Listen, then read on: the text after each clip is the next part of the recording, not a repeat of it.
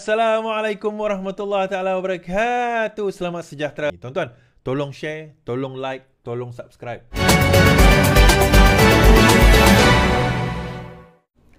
Pengasas pencetak harakah di ICU. PAS diharap bayar hutang segera. PAS diharap segera melunaskan hutangnya kepada syarikat bekas pencetak harakah setelah mahkamah memutuskan berbuat demikian. Lebih-lebih lagi ketika ini, pengasas syarikat Angkatan Edaran Enterprise NAJ Press Resources, Azlan Jan, berdepan keadaan kritikal dan dirawat di hospital, kata pengurus NAJ Press Resources Sendirian Berhad. Kan? Menurutnya, peguam mereka sudah menghantar notis perintah dan penghakiman bawah aturan 14 kaedah mahkamah. Jelasnya, notis tersebut antara lain menuntut defendant menjelaskan dan membayar amaun penghakiman termasuk kos.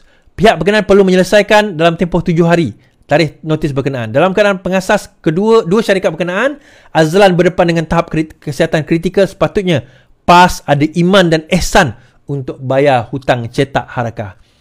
Difahamkan Azlan menghadapi komplikasi buah pinggang dan jantung dia dimasukkan ke ICU Hospital KPJ Shah Alam setelah tidak kesedarkan diri pada had lalu. Bagaimanapun keadaan beliau dikatakan stabil. Malaysia kini melaporkan harakah memperolehi penghakiman terus yang mengarahkan PAS membayar hutang sebanyak RM656,233.69. Mahkamah Session membenarkan permohonan NAJ Enterprise Resources untuk penghakiman terus terhadap PAS dan dua defendant. Dua lagi defendant ialah Setiausaha Agung PAS, Taqiyuddin, dan penerbit lidah rasmi parti itu Galeri Media Serbanika Sendirian Berhad.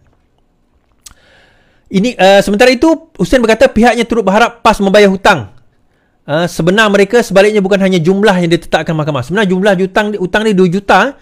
Ini kerana katanya sebagai sebuah parti Islam yang menjunjung akidah perjuangan Islam, PAS patutnya berpegang kepada hukum digariskan agama dalam soal hutang piutang, katanya. Kepimpinan PAS patutnya sedar dalam Islam hutang wajib dibayar walaupun tidak dituntut. PAS diharap segera melunaskan hutangnya kepada syarikat bekas pencetak harakah setelah mahkamah memutuskan supaya berbuat demikian.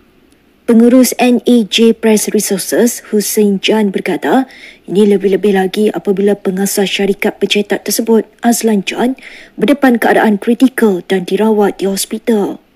Katanya kepada Malaysia kini, peguam mereka sudah menghantar notis perintah dan penghakiman bawah aturan 14 kaedah-kaedah mahkamah 2012 bertarikh 5 Disember 2023. Baik. So, tuan-tuan, sekarang ni isu dia macam ni.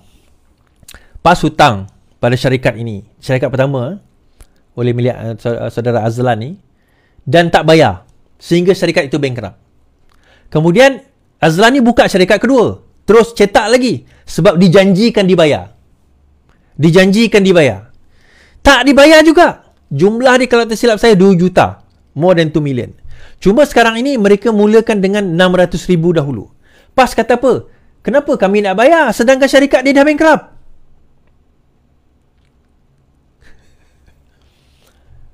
Kenapa nak kena bayar sedangkan syarikat dia sudah bankrupt? Dia kata. Kemudian Azlan tak puas hati, dia bawa ke mahkamah dan mahkamah telah menganugerahkan bahawa PAS perlu membayar syarikat ini berjumlah 600,000 lebih. 600,000 lebih. Apa PAS kata? Kami akan buat rayuan. Kawan-kawan, member tu dah nazak dah. Saya dah kata dah. Orang kapek yang kamu kata kapek tu, Claire Brown, kamu bayar 1.4 juta tunai. Ini orang Islam sama akidah dengan kamu, yang cetak harakah kamu, yang sanggup bankrupt kerana kamu buat macam ni je. Tuan-tuan, kalau 600,000 orang macam ni pun dia orang tak mampu nak tanggung, macam mana dia orang nak jadi pemerintah? Kalau benda sekecil ini pun dia orang tak mampu nak selesaikan, soalan saya, macam mana mereka nak jadi pemerintah?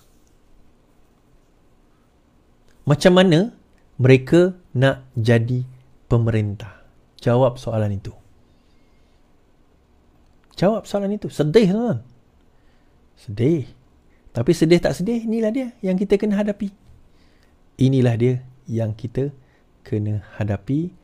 Inilah dia wala on. Tapi wala on of course lah.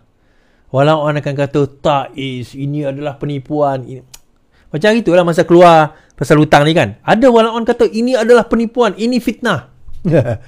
Keluar mahkamah ambil kau. Itulah. Okey tuan-tuan.